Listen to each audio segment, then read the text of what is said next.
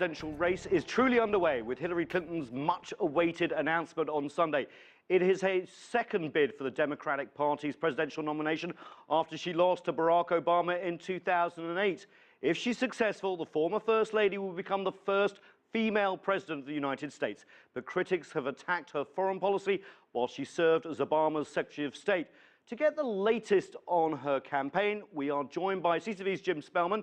Jim, thanks for joining us. First question, of course, has to be, where does her campaign stand right now? It's only a couple of days old. Yeah, but it really feels like this election is underway now, doesn't it, Nathan? She began her candidacy with a video, and in this video, she tried to portray herself as an advocate for the everyday person. In this video, we see all sorts of regular families. We also see some older folks. We see some people speaking Spanish. We see a same-sex couple. All of these part of the core constituency of the Democratic Party. After she laid out that video, she hit the road. She went to Iowa. That's the first state in the United States where voters come out and have their say. They use a system called a caucus. That'll be next February. She's not traveling by a motorcade. She's not even traveling in a bus. She's traveling in a van. That's to show, again, and reinforce that she's an advocate of the everyday people. She's meeting with small businesses. She's having a meeting on a small college campus as well. The key word here is small, trying to keep everything compact, trying to keep herself close to the people. That's to abut criticism that says this has been more of a canonization, almost than a coronation, than it is an election, since she really has been the presumptive nominee here, really for 8 years, since Barack Obama beat her 8 years ago. Nathan, you will find, though, that she will not be behind the wheel of that van. Secret Service doesn't let her drive. That goes back to her days as First Lady under her husband, President Bill Clinton.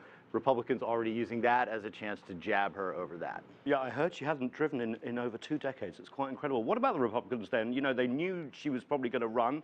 How are they attacking Hillary Clinton, and how are they doing it so that they can move ahead in their own race, which is very crowded? It is indeed. It seems like it gets more crowded here every day, but all of them have one thing in common, and that's bashing Hillary Clinton. The latest person to jump into the race is Marco Rubio.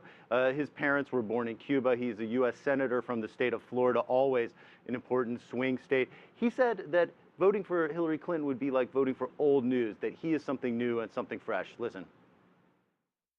Now, just yesterday, a leader from yesterday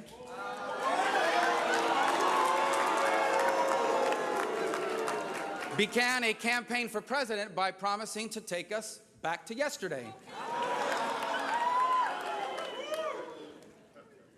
Yesterday is over.